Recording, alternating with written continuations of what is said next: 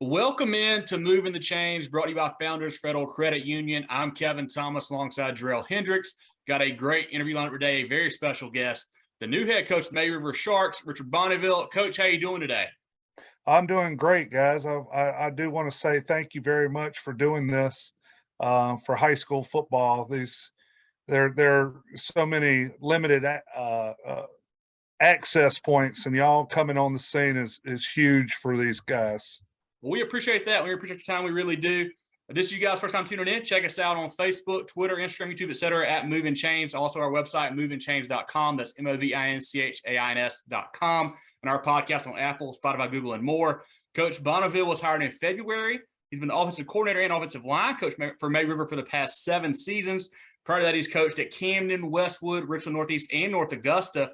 Coach, let's just start there. What's it been like going from an assistant at May River for the past 7 years to being the head man now finally there for the Sharks?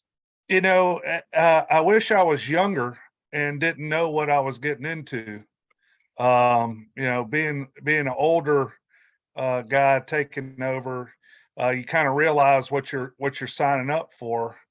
But I had no idea. I just remember always telling Coach Summers all the time, "Man, I don't want your job." And it's multifaceted. Let's just say that. So, Coach Bonneville, we had Kevin go through a little bit of your previous history with your stops across the state. But if you don't mind giving us some background information on your coaching career and how you got started. Well, my dad was my head coach at Spring Valley High School. And Spring Valley has a strong tradition of good football, and I was lucky enough to go play at the Citadel. When I left the Citadel, I was actually fortunate enough to get on at Irma High School with Bob Hanna. Bob Hanna was one of the greats from North Carolina that moved down here, and he gave me a shot. And I got to work and I found out in 1998 that it was much easier to be a player than it was a coach, because when practice was over, you got to go home. When you're a coach, you still sit up there and grind it out. So I got really lucky working with a defensive coordinator named Bob Stillwell at Irmo. I only worked there 1 year. I was kind of waiting on my certification type year. Then I went to North Augusta, got married, went to North Augusta with my wife. We kind of wanted to get back closer to home after about 2 years down there. Moved to Camden and worked for Jimmy Neal at Camden. We won one state championship. Then we played for another state championship, won a bunch of region titles there. And Coach Neal, being from Furman University, really taught me what football was all about.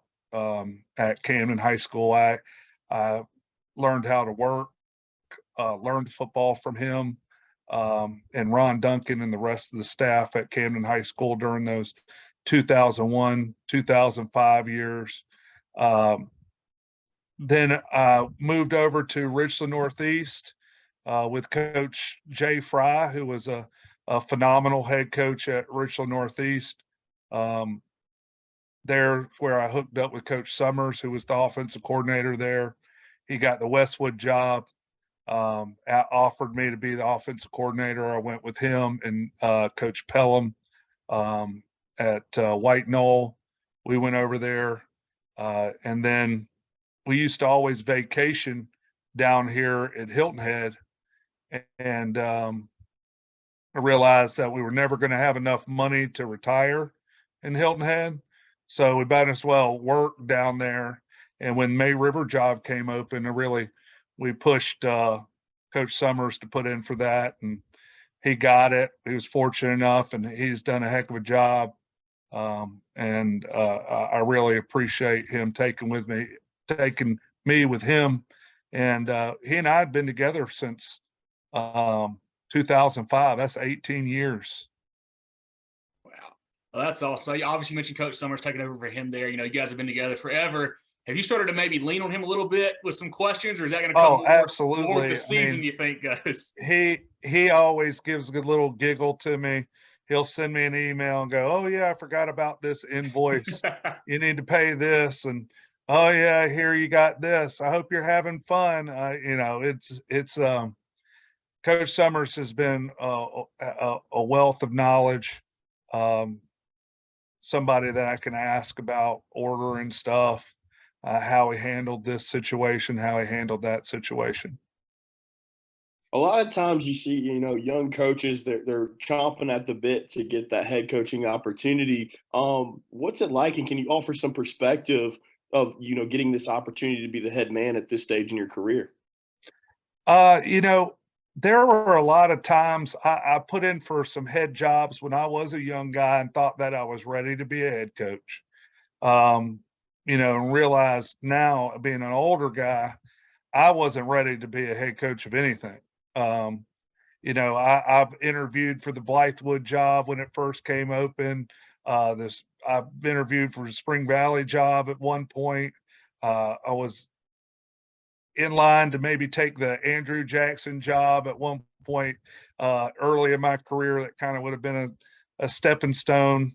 Um, but all those things just never felt right. And there was no chance of me being prepared to be a Blythewood head coach or a Spring Valley head coach in my late 20s, early 30s. And being an older coach, the as I said before, the problem I see is just knowing too much. Some of those young guys can come in there and be oblivious to things, and it allows them to be a little bit more cavalier at their approach. Being older has its drawbacks because maybe I'm not as cavalier or charge headlong into something.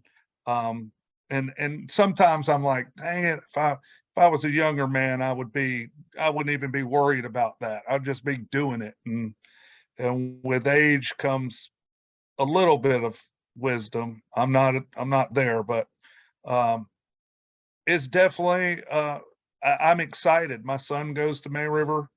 I want to make May River my last stop in my coaching career and my teaching career. So, Coach, how is the staff shaping up? Do you guys have everybody in place? You're still hiring a few guys here and there. Man, we are trying to hire guys. Of course, we're in that same situation everybody else is.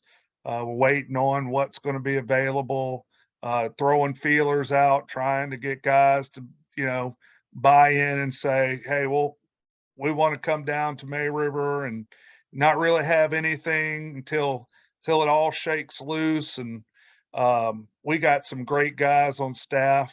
Our defensive coordinator last year, Al Schmidt, who is now our head baseball coach, kind of said, "Hey, listen, I want to make the decision of letting one of our younger guys do it. He's got children at our school. He wants to kind of take a step back, let some of these young guys. He's a great mentor guy that I'll be leaning on. But I've got two brothers who are the offensive coordinator and defensive coordinator. They're going to be fantastic. They're already fantastic coaches, but they've got a bright future. And my right hand man, Ashley Powell, who everybody knows in the PD all over across the state. He's a great wrestling coach, great defensive back, great PE teacher, but better person on my staff. And I'm really happy with the way it's shaping up. We needed 3 or 4 guys, and I'll feel really good. You guys got some changes going on with the staff, obviously with you taking over. Do you plan on, changing your offensive and defensive styles? What do you plan on running there? And then with your offensive background, will you continue to call plays? I think one of the things that I've been learning is that uh, one of the kids that I coached a long time ago at Camden is now the offensive line coach at Clemson, Thomas Austin. Um, he and I we talk about every other week or so, and I got to watch him get married, and we're really close. And one of the things that he said to me just the other day was when he went to Georgia State with Sean Elliott, that Coach Elliott was the offensive line coach there. And Coach Elliott, you know, it's really hard to coach that position that your head coach is over. And he said one of the best things that Coach Elliott did was just let him coach. And, you know, that's what I want to do with my guys. Is Coach Summers was so good to me as the offensive coordinator and very rarely ever buzzed in or overrode something that I called. And so I want to have the same relationship, let these young guys call their plays. If there's something that I want to be run, you know, I hope that they'll do it. I've got a lot of people to kind of try to shape my philosophy, and I think, you know, these guys have proven that they're ready. And like I said, I've got Al Schmidt and Ashley Powell there to help these young guys take over and call the games. And if you don't mind, without giving too much away, schematically, what do you guys plan to feature on offense? You know, one of the things that we pride ourselves down here is we're a big 13 personnel team. We had 3 tight ends. We're trying to smash you. You know, we weren't really an elusive passing team, but we could RPO you and do all kinds of neat things with our blocking schemes and our reads and stuff like that. You know, that's the only thing that I probably said to Coach Dyer is that, you know, I still want our identity to be a smash, you know, smash people, let them know that you've been in a football game, whether we get beat, they know that they've had to play defense. But however he wants to do that is fine with me. If he doesn't want to be 13 personnel, if he wants to be 10, if he wants to be 12, I still, you know, Sean Elliott, when he was at App State, said you can run inside zone and beat people up with it. You don't have to be a gap scheme team to beat people up. You know, you can run inside zone and beat people up. So if that's what Coach Dyer wants to do, let's try to beat them up. You've been around a lot of great coaches across the state. You know, are there any in particular you think that really you kind of model your style after? And then even on top of that, are there any guys maybe at the college level that you like to watch? You kind of take some things from them as well? You know, like I said, I've been leaning on one of my past players a lot, Coach Austin at Clemson. Coach Elliott and I played against each other when I was at Spring Valley, he was at Camden, and when I was at the Citadel and he was at App State. And so I've been able to go up there and talk with him and meet with him. I've met with him at Georgia State. You know, I just want to try to do things the right way, you know, and I try to take a little bit of influence from all the guys. Coach Joe Long at North Augusta was a fantastic head coach. Coach Neal, as I said, really taught me how to break down a game, how to set up a practice, really run it like college level style. Coach Fry taught me all about recruiting.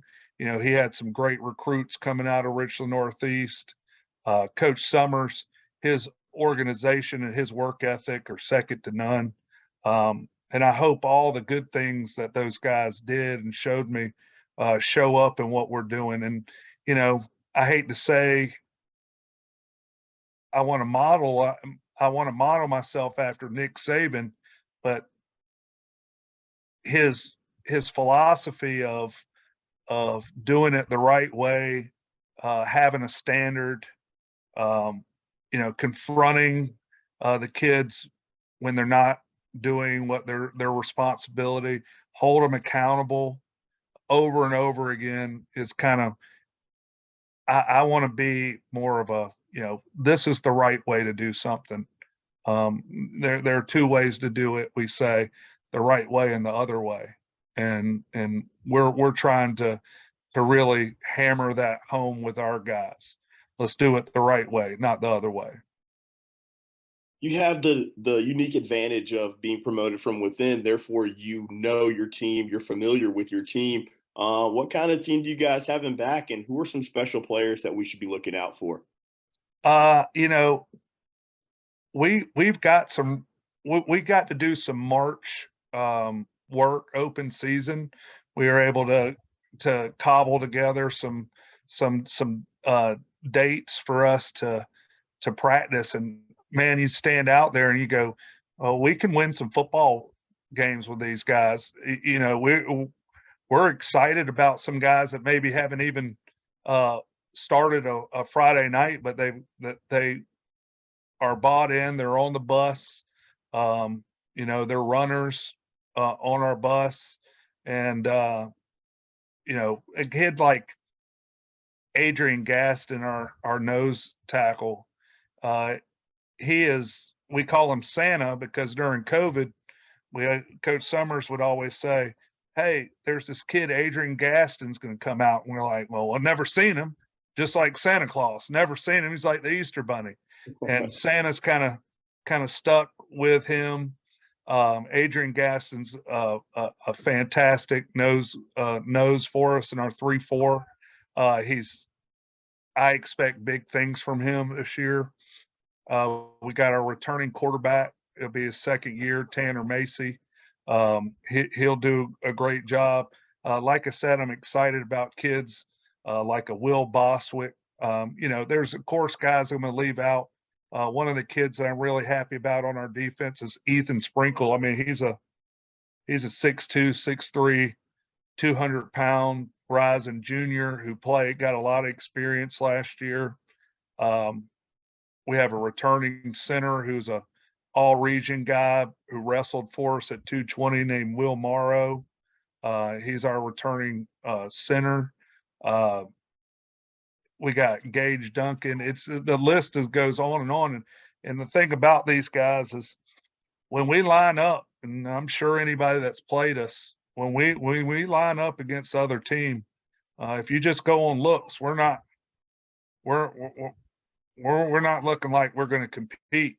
But these guys are hard workers, and that's an attribute to Coach Summers teaching that work ethic and just fighting. Coach, I want to ask you about recruiting a little bit. I know you mentioned learning about that in your previous days, and you know, with it being so hard these days with the transfer portal and all that stuff to get kids into colleges, how important is it to build those relationships with recruiters and just kind of keep them, you know, in front of your kids, keep your kids in front of them throughout the year? One of the big things that I'm going to lean on is, you know, a guy like Coach Austin, who is friends and colleagues with a lot of the lower division, subdivision guys.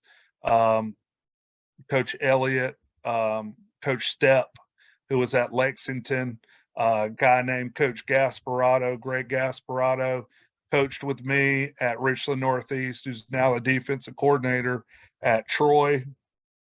You know, these guys are calling me. Who do we got? Who's showing out in the weight room? I think that's one of the big things now. Is we got to convey to these guys that the weight room is they're asking about weight room now. You know, the college really shapes what we look at. A lot of kids right now are trying to Twitter past the process is what we call it. They're trying to put as many things out on Twitter without actually doing the work that's required. And they think that the colleges aren't going to ask about the grades, the behavior, the work ethic in the weight room.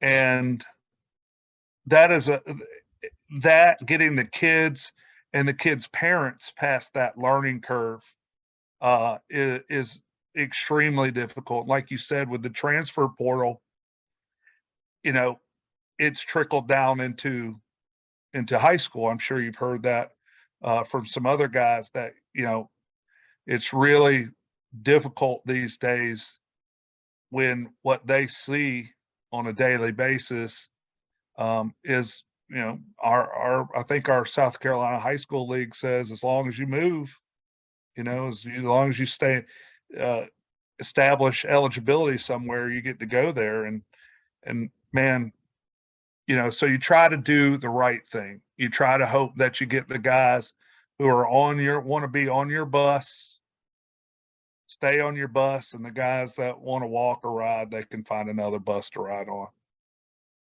Coach, you spent the majority of your career in the Midlands, coaching there, and then made the move down to May River.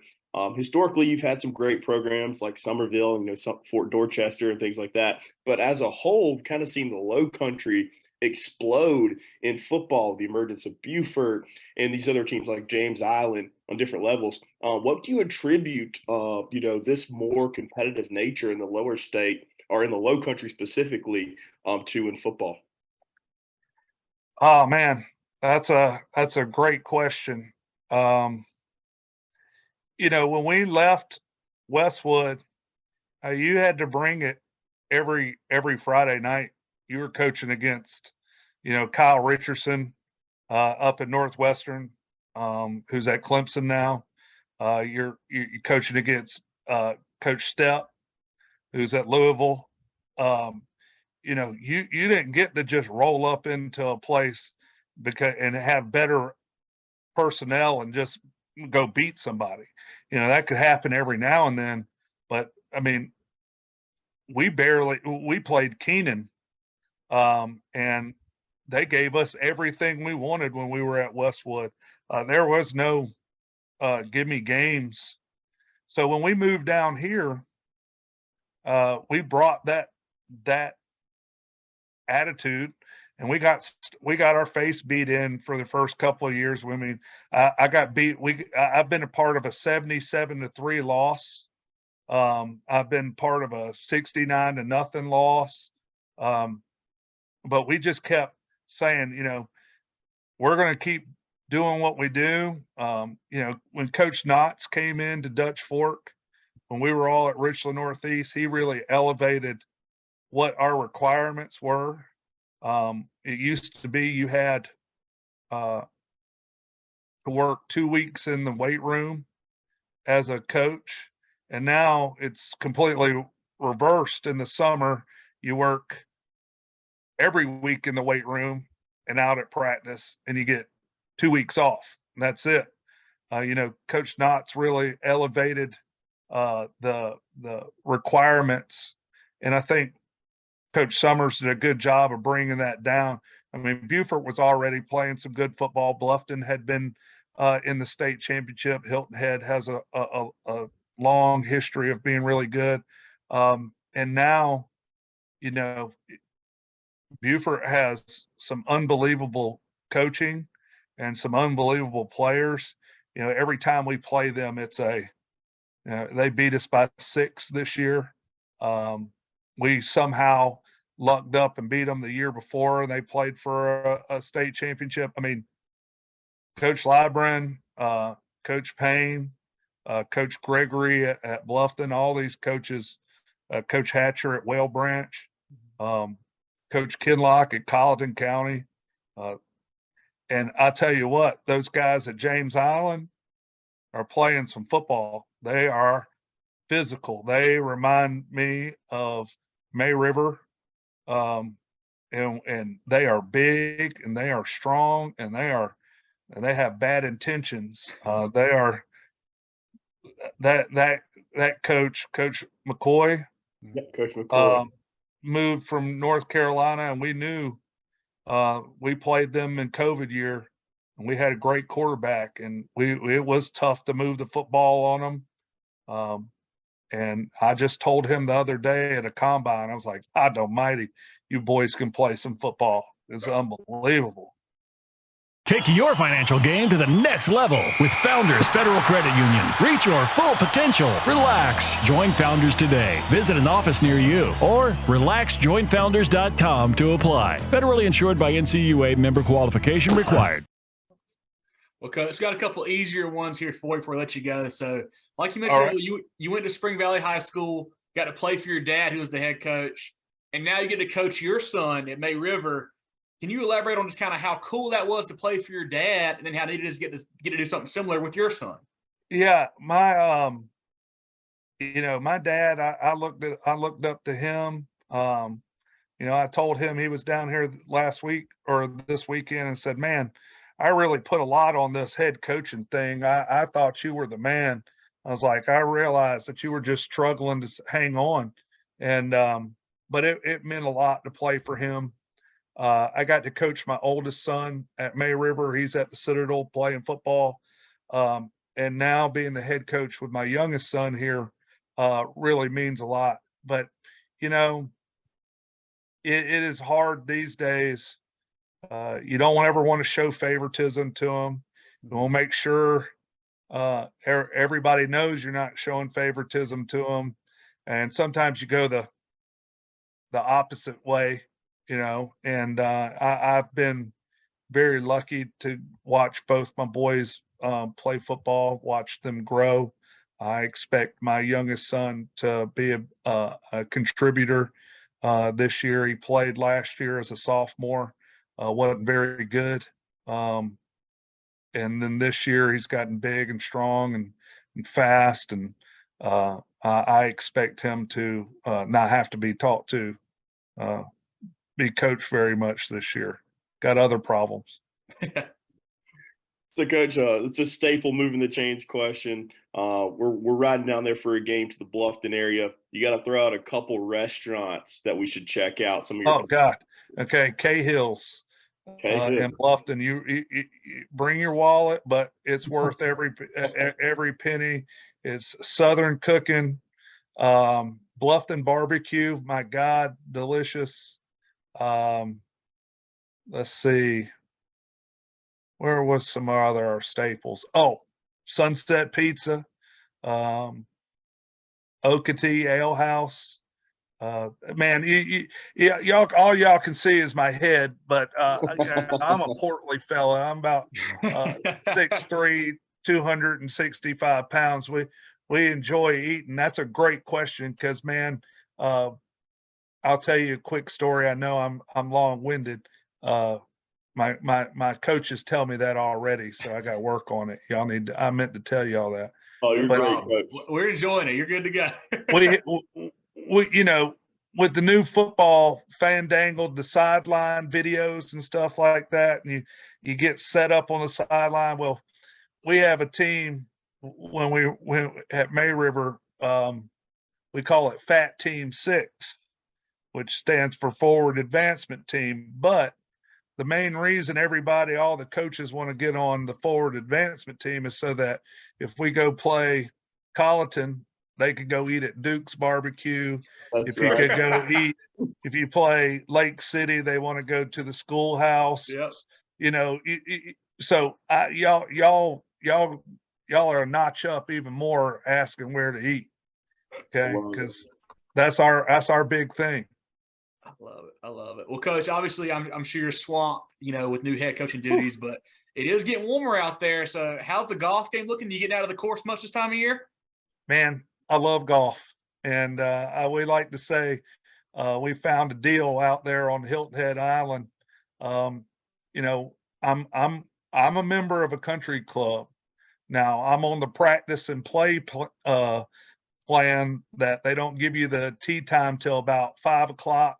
Give you about an hour out there, charge you $30, but I get to tell everybody, well, I'm going to go play my home club today. I'm going to the country club. I don't tell them I'm on the practice and play plan that doesn't get me anything other than I can drive onto the course. I got one more for you, Coach. With your experience, we have to ask, you've coached and played all over the state. What are some of the coolest and maybe some of the coolest and the toughest environment that you've had to play on a Friday night? I'll tell you, man, toughest place I've ever coached and played at is Dillon, South Carolina. We were really good in 2018. Went up there and played them, and they just shellacked us. They had the fireworks going off. The visitor side, the press box was condemned. Basically, you had to hop over a broken step, or you were going to fall through the stadium. It was freezing. It was that was the like toughest environment because man, they did it old school. The home side would come over and sit on the visitor side and just trash talk you. It was awesome. It was so good. Those guys really they have it rolling in Dillon. I know that. Dillon's a tough place to play over there in the playoffs, especially. But I do want to talk about that 2001 Camden team. That's an all-time great team. Guys like Eric McCollum, Kelvin Grant, Marcus Brown, Bruce Lee. I think you guys won state, I think, in overtime on a field goal. I think Bruce Lee. Yeah. Lee had a tackle at the 5 to force overtime, I believe, something like that. I mean, man, what do you remember about that season and that game? I mean, that's a great team, great season. That was my first year at Camden, and man, the coaching staff from top to bottom was absolutely dynamite. So Ron Duncan, who's the head coach at Screbbins County, Denny Beckley, who's the baseball coach, been there forever. Joe Blackwell, who's coached at SC State, college coaches. It was so awesome. I'd never worked that hard in my life. Those guys were talented, but they were well prepared. Everybody forgets, and if you don't know anything about that year, we had the Miracle on Broad to get there. Wilson Lawrence Timmons had intercepted a sprint out screen throwback. He picked that off and ran it in for a touchdown. They were winning with 8 seconds left in the game. They kick off to Kelvin Grant, and the ball goes out of bounds. So they put the 8 seconds back on. They kick off to him again. Returns it for 88 yards to win, to move on through the playoffs. And it, we beat a Dillon team that year, a Newberry, really good Newberry team that year. And then for that kid to roll out, we think they're running the clock out in the state championship game. Union, he rolls out and unleashes one of the most beautiful passes that I've ever seen. Thought he was running timeout. He throws that ball. Their receiver catches it, and Bruce Lee, who played at Western Carolina, ankle tackles him at the 5. They get the ball, or we defer. They get the ball. They miss a field goal. Coach Neal lines up, kicks a field goal. Jake Broom. He's probably 30-something years old. I'll never forget him. Jake Broom kicking that. That was exciting. And then Union wore our tails out the next year for that crap. I mean, wore us out 63 to something in that game. I've been to 3 state championship games. Won one, got drummed by Union in the second one again when I was at Camden. And then we had the pleasure of at Northeast playing Willie Corn. That 05 team. Yeah, Princeton Shepherd, Matt Quinn. And they just beat us like they stole something. Bentley was kicking onside kicks, and it was a thrash. And so, all our coaches, the great thing about it was that all our coaches were kind of freaking out at halftime at Richland Northeast. They're like, "What do we got? Yeah, we got to get this going." Luckily, I'd been beat 63-27 by Union, so I was like, "Guys, we're just going to let this thing happen. There ain't really anything we can do. So just stop fighting it and just let them finish, like they say in Christmas Vacation. Just if he gets on you, just let him finish." And that's what we had to do with that Burns team, is just take that tail whooping and let's regroup next year. So that's those are some great stories, Coach. As we wrap this thing up, go back to those May River Sharks. What are some of your goals for this 2023 season? I want to make sure that we are getting mentally, emotionally, and physically tougher in these times. I want to make sure that we're all on the bus running together. I want to make sure that we do right by our kids. This is a special platform that I have. I'll make sure that I'm leading by example. Always as an offensive coordinator, I kind of be a little bit more aggressive, or and understand that there's got to be controlled leadership. I want to make sure we do a good job of promoting our kids, keeping them out on Twitter. Not Twitter past the process, but I want to show our kids working, in the weight room and doing things out in the community, helping with Special Olympics, teaching them, stuff that's beyond football, because man, football can be over for a majority of them after 4 years, and the lucky ones get to go to the next, and then it's probably over for them there. And those things that you learn in high school football are really important. And I think I want to be a part of that and make these kids love high school football as much as I loved it when I played for my dad. And that's my goal. Well, this has been great. Definitely want all of our viewers to go check out Coach Bonneville in the May River program on Twitter and Facebook, and check out their kids, their highlights, their scheduling. Definitely go follow them on there. Like I mentioned, follow us on Facebook, Twitter, Instagram, YouTube, etc. at Movin Chains. Our website, movinchains.com, and our podcast on Apple, Spotify, and Google.